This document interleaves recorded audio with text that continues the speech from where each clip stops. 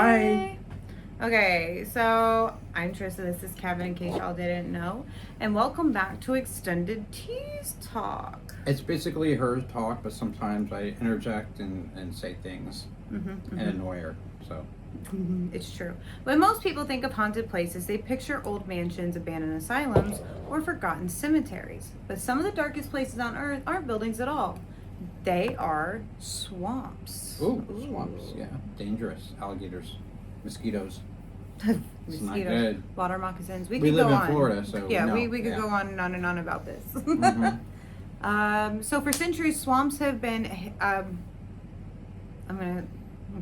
For centuries, swamps have hidden murder victims, swallowed evidence, and inspired stories of strange lights, ghostly voices, and things that seem to move just beyond the trees. We're looking at you, Skunk Ape. Were these places already feared before the crimes happened? Or did these tragedies leave something behind? Who knows? Today we're looking at two infamous killers whose names became forever tied to swamps that they used, and why these places seem to carry an unsettling reputation long after the crimes were over.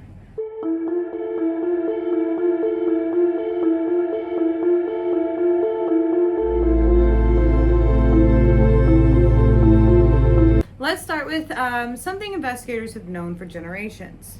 Swamps are incredibly difficult places to search because deep mud hides footprints and standing water destroys evidence, dense vegetation limits visibility, and animal scatter remains. Even today, searching a swamp is one of the most difficult environments for law enforcement. Well, yeah, my friend, we were having a party out in the woods once, and my friend ran from the cops because the cops came out and we were underage, we were drinking. And don't underage drink, kids. He ran through the swamp, and the cop didn't even follow. He was just like, "It's just crazy." Guess that one's gone. Yeah, I'm not gonna mess with that, you know. Gator and bait. he's like running through like this horrible swamp area with gators and mosquitoes and stuff. Later on, we're like, dude, he didn't even care. He just made us dump the beer out. Why'd you run? What did they call my mom, man? Yeah, but he would have gotten bitten by an alligator or a snake or something. That's how you lose limbs. It's not worth it. Not worth it, man. That's how you lose limbs, for sure. Anyway, go ahead. Sorry. Oh, and animal scatter remains. Even today, search swamps one of the most difficult environments for law enforcement. There we go. Long before forensic science existed, criminals understood this. The swamp wasn't just a hiding place. It was their accomplice. And that's one of the reasons so many local legends begin with the same sentence. What's that? Someone disappeared in the swamp. Bum, bum, bum.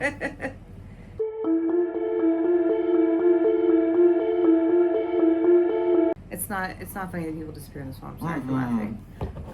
One of the most infamous examples is Edgar Watson, and he was from the Everglades. Yeah. In the late 1800s, Watson lived in the Florida Everglades near, how do you pronounce that? Chokolosky. Chokolosky? Mm-hmm. Huh. He was intelligent, he was charismatic, he was hardworking, but according to many locals, he was also extremely dangerous. Stories began circulating that his workers who came to his property sometimes simply never left. Got killed and dumped in the swamp, better than paying him, right? Some historians believe that he may have killed several people over the years, though the exact number it's never been proven. Because of the isolated location and the surrounding swampland, confirming those disappearances was nearly impossible. Yeah. Eventually, local residents became convinced that Watson was responsible for the numerous murders. And rather than waiting for the law to intervene, they formed a posse. Posse up! I'm a posse magnet. That came straight from Supernatural. When Watson returned to town in 1910, they confronted him, and before he had a chance to react, they took justice into their own hands. And he didn't survive that interaction, I believe, and I don't want the video to get in trouble, but I believe he was pew-pewed over 35 times. Yeah, they were not playing. Yeah. Anyway, to this day, his story remains one of Florida's most enduring mysteries. Some believe he was a ruthless serial killer. Others argue that over time, rumors grew larger than the available evidence even. I bet it's true, man. He's out there doing whatever he wants in his own swampy land, killing people. Yeah, you think he was just out there killing the farmhands and stuff out there? Yeah. He didn't have to pay them, like it's an easy way to get free labor. I don't know. Maybe they're wrong, you think? Think they lied to kill him? No. I mean, I think just it's more likely that he was picking people off than them just disappearing, and then another one decided to run away, and then somebody else disappeared. Like, that's a lot of coincidences, my guy.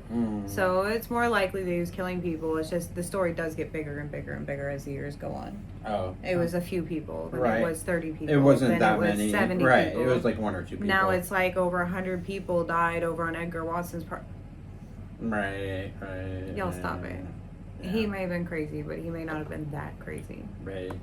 Gotcha. So this is where things become interesting, though. Even today, people exploring portions of the Everglades, they report strange experiences. Some describe hearing distant voices when no one else is around, and others report footsteps following them through the brush. There are stories of shadowy figures standing among the cypress trees before disappearing completely. Oh, wow. Could there be a paranormal explanation? Maybe. Or maybe spending hours alone in one of the most isolated environments on Earth simply plays tricks on your mind. Also viable. Well, if he killed that many people out there, man, there's got to be ghosties, Maybe. Either way, the Everglades has earned a reputation that goes far beyond Edgar Watson.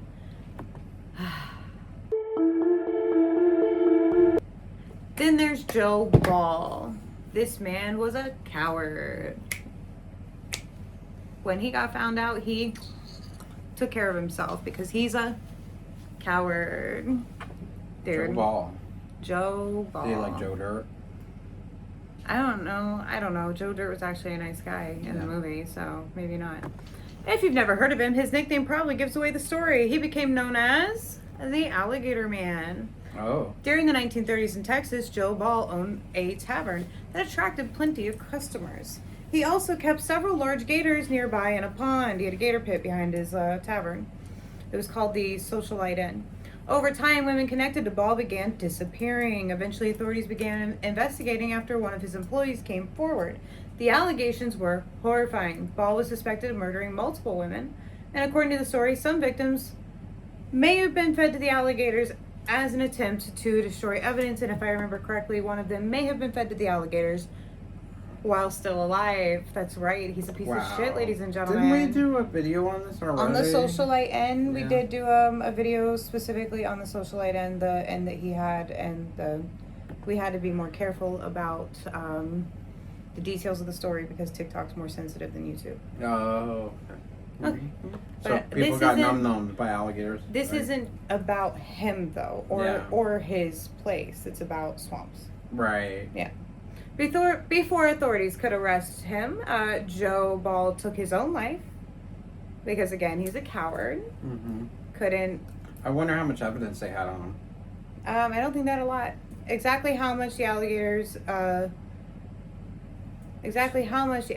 stories historically accurate has been debated ever since. But regardless, his name became permanently linked with one of the most disturbing murder legends in Texas history. He was probably guilty. That's why he killed himself. You know? No, for sure. He was a coward, and he didn't want to have to stand trial and go to prison for what he did. Yeah. That employee, if I remember the story correctly, the reason why the employee went to the police was because he was being blackmailed and forced to help Joe do the murders. Oh, that's horrible. Yeah, so he was like, hey, I don't want to be a part of this anymore. Right. Didn't want to be a part of it in the first place, So, can you hand me my Gatorade, please? Sure. Speaking of gators. Speaking of gators. Ew, anyway. There wasn't a lot of evidence that they could find in that gator pit because a lot of it had been eaten. Oh. So, was there paranormal activity that happened after that? Probably, Kevin. Probably.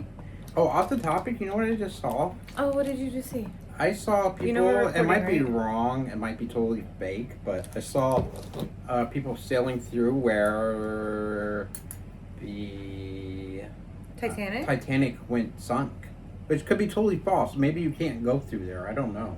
And they said it was their second time they got a recording of hearing people You can hear people crying for help. Yeah, and stuff. you hear people like But the violins and music, and like I people couldn't hear going, the- ah! I didn't hear the violins, but I heard people And screaming. like, save him! And stuff like that. Save Yeah. us. They were saying save us. And somebody in the comments had said that it's the somebody else nearby is playing the actual movie. Those are sounds of the people going into the water. Oh, it's fake-a-rooney. I thought it was happens. real. It I'm sorry, happens. people. I'm sorry. That's They okay. tricked me. The internet tricked me. You wouldn't be the first person. It's okay. It's all right. All right, go ahead. So, sorry. anyway, back to Joe Ball. Not surprisingly, the area has developed its own collection of ghost stories. Oh. Visitors were reported hearing splashes when the water is completely still. Others claim that they've heard women crying out across the marsh.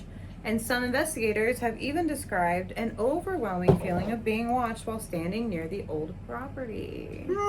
Again, there's no scientific evidence proving that these experiences are paranormal.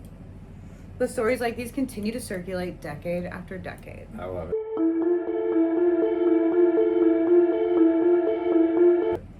Yeah, it's crazy. And then that raises an interesting question. Why do swamps produce so many paranormal reports? Part of it may be psychological. Swamps are naturally unsettling. The air is heavy, visibility is poor. Oh my gosh, the mists that roll across the water are super creepy. And, animal sounds echo in strange directions. And sounds really do echo or carry over water, right? Mm-hmm. Like it really does. Right, like cries for help or music. Or animal sounds. All of it really carries over water well. So, your brain is constantly trying to identify the threats or whatever while you're out there, especially if it's an isolated area and you're hearing things carry across the water. Mm-hmm. So, in that environment, ordinary sounds can suddenly feel anything but ordinary. But believers argue there's another possibility. Wow, Mhm. my brain just short-circuited for a second. Throughout history, swamps have witnessed enormous amounts of suffering, including, but not limited to, murders, accidents, battles, and people simply disappearing without explanation or drowning. If emotional trauma can somehow leave an imprint on a location, a swamp might be one of those places you'd expect to find it, right? Yeah, true. Personally, I think that's what makes the story so fascinating. Mm-hmm. Whether you believe in ghosts or not, places develop reputations. People pass stories from one generation to the next.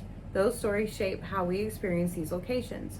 Sometimes fear creates expectation, and sometimes expectation creates experience, right? Mm-hmm. And sometimes, maybe, there really is something we can't explain.